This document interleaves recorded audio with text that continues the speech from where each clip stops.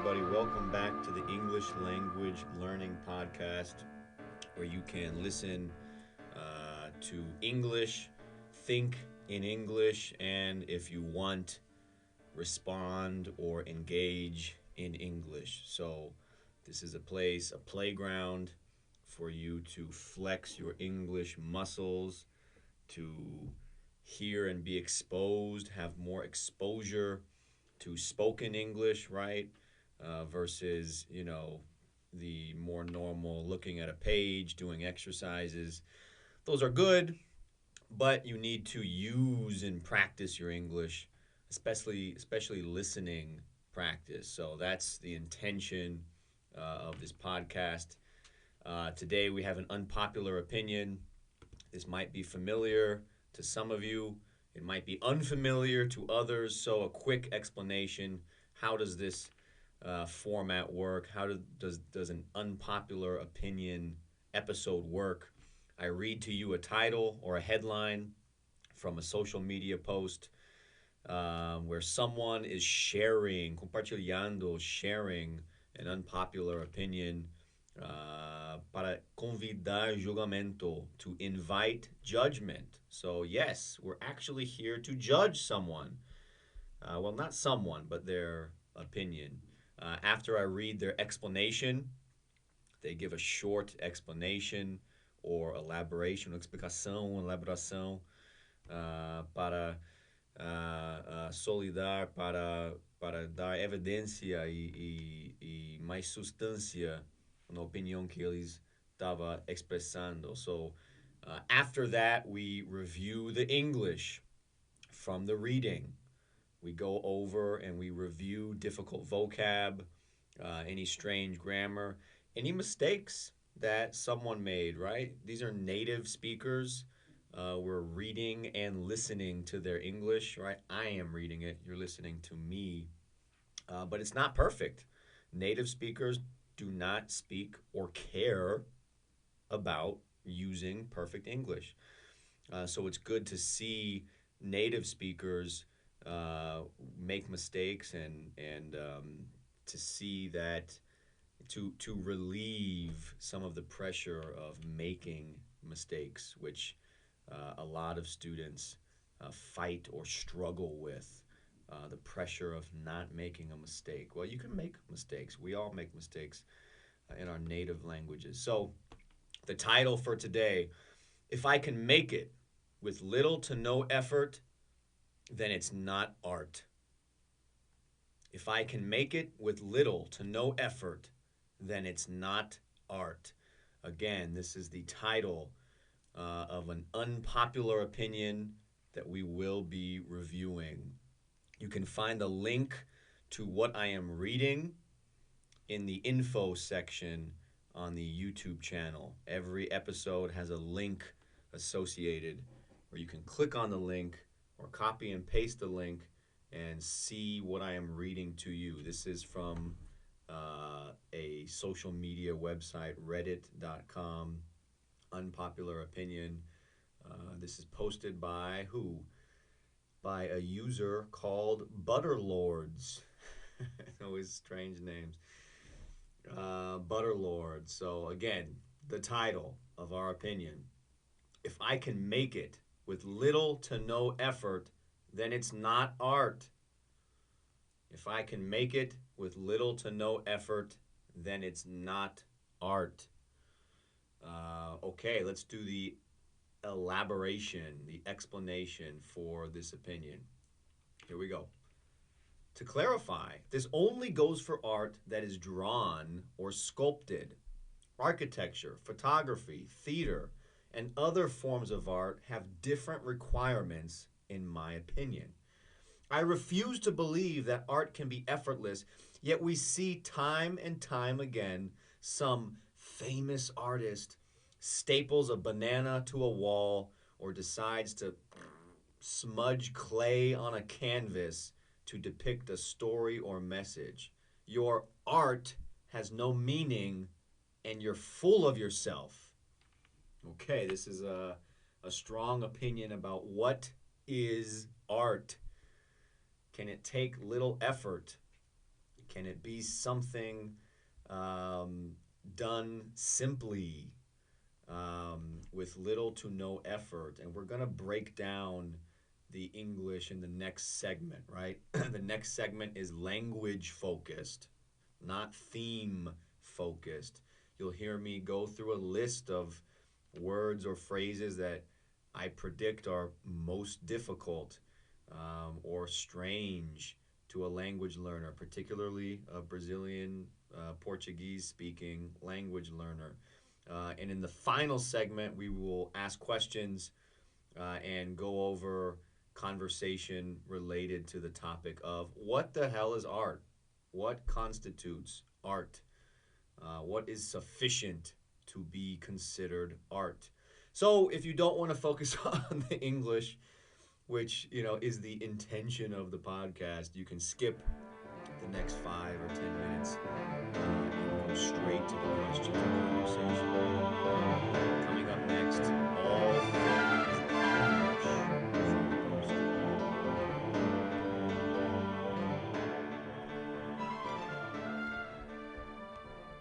If I can make it with little to no effort, then it's not art. If I can make it with little to no effort, then it's not art. That's our headline of our unpopular opinion that we are breaking down. We read the elaboration, and now we will review the English, right? That's the whole purpose, more or less, to help you understand and feel empowered to read and consume English language content. So, little to no effort. Let's start with effort, even though it's at the end of the expression. But effort for the Brazilian Portuguese speakers, esforço, esforço, esforço, right? The time or energy that you use to do something. And then we have the expression little to no. Little to no. If you are in San Francisco in the summer, you can expect little to no sun. Or in this example, if I can make it with little to no effort, then it's not art. And I think this translates more or less literally pouco ou nenhum. Pouco ou nenhum. Little to no. To clarify, this is the first word in the first sentence of the first paragraph, all firsts. To clarify, this only goes for art that is drawn by hand or painted, I guess, too, or sculpted, like a statue, right? Sculpting or making a statue. To clarify is a verb that means to make something more clear or understandable, to remove the doubt. Clarificar, esclarecer. Effortless. I think in Portuguese you need two words for this, right? Sem esforço. Sem esforço. Para fazer alguma coisa sem esforço. Effortless. To smudge clay. To smudge clay. This is in the second paragraph. It's a long sentence, but let me read it here because it also includes effortless. I refuse to believe that art can be effortless, yet we see time and time again. Time and time again. Yet we see time and time again some famous artist staples or attaches a banana to a wall or decides to smudge clay on a canvas to depict a story or message. So to smudge clay, to smudge is like to rub or aplicar, to apply without care. So bojar, bojar. And clay is argila, argila, argila, argila. Bojar, argila, né? Para fazer arte que tá falando que não é, ele não considera esse tipo de arte. To be full of yourself, the last sentence. Your art has no meaning and you're full of yourself. So this is an expression, it's an insult. This is an insulting expression to be conceited or pretentious, to be vain, to, love yourself too much, not in the healthy, natural way, but in the unhealthy way, to be conceited, pretentious, to be vain, estar cheio de si, pretensiosa, vaidoso, vaidoso. So it's an insult, right? Okay, so that is it for our English review. It's a two short paragraph opinion, so maybe there are some. I don't think I missed anything particularly challenging or difficult, but if I did, please leave it in the comments after you subscribe or inscrever. Coming up in the next segment, questions and conversation about art. What is art? What do you consider art? And anything related to the silliness of who decides the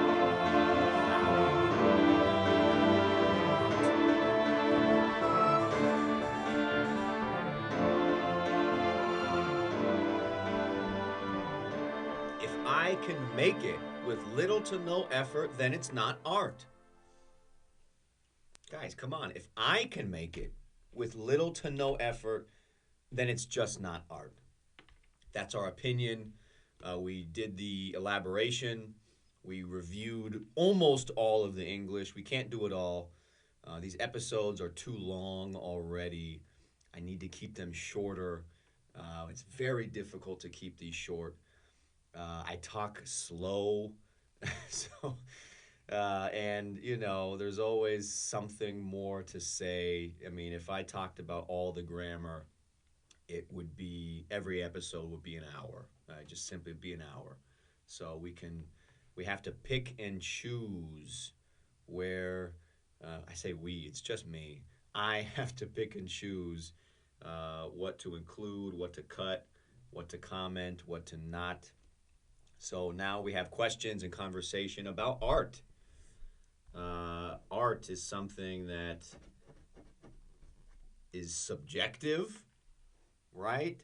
There are some objective elements of art, but it appears to be subjective, right? What you consider to be good or tasteful art, what you consider to not be art or be bad or careless or insignificant.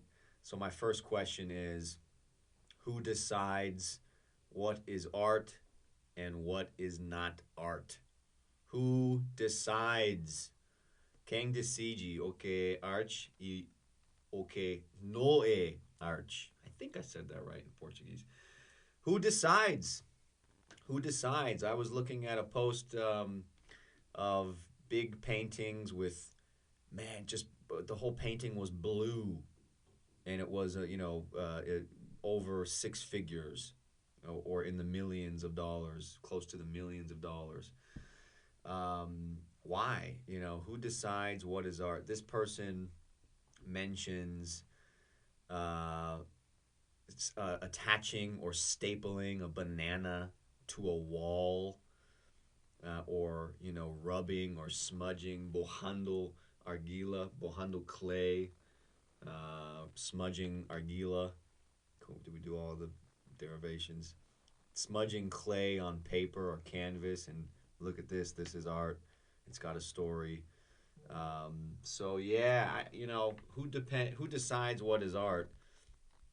I think it is anything that has an intention to depict or represent something else.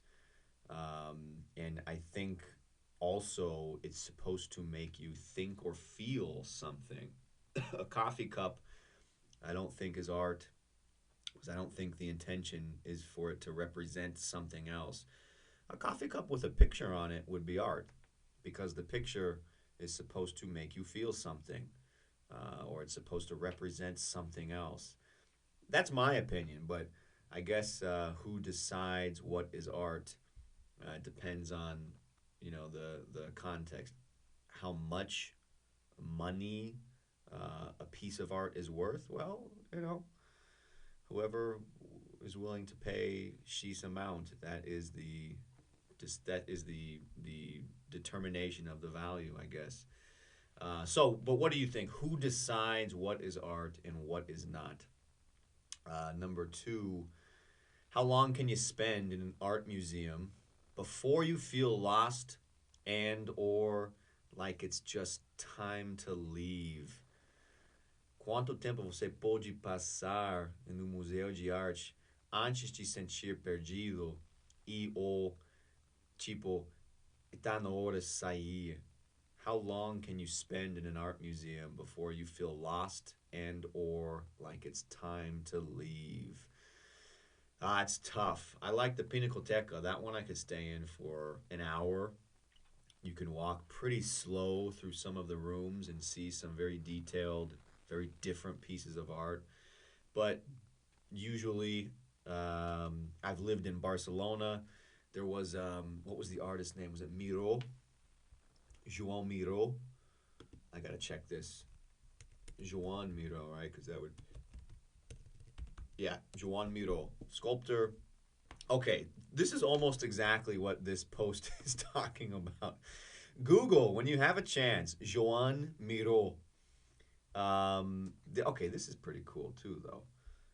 Uh, I do like some of this, but this. I remember being in this museum in Barcelona and thinking, I don't understand any of this. It looks cool. It's interesting to look at, especially if you're drinking a bag of wine, or taking some psychedelic mushrooms or something. But I don't know what this stuff is. It's confusing to me.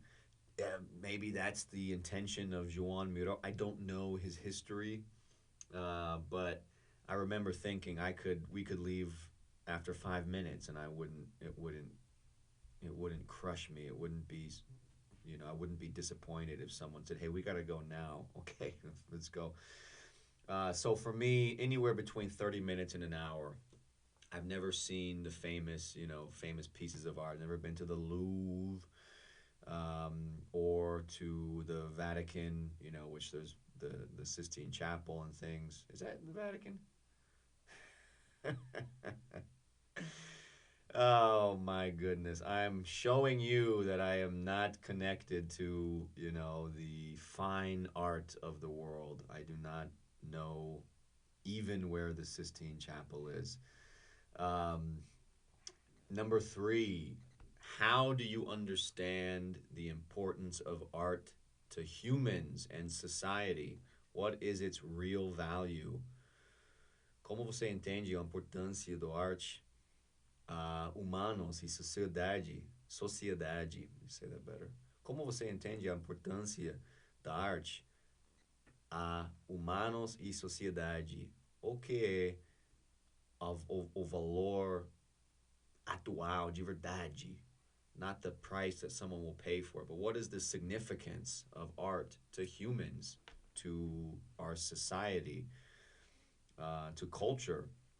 Yeah, I think art is a kind of in any time period, you get different styles of art. And I think the styles of art are a reflection of some of the realities, strange or sick or dark or funny, that exist in a time period.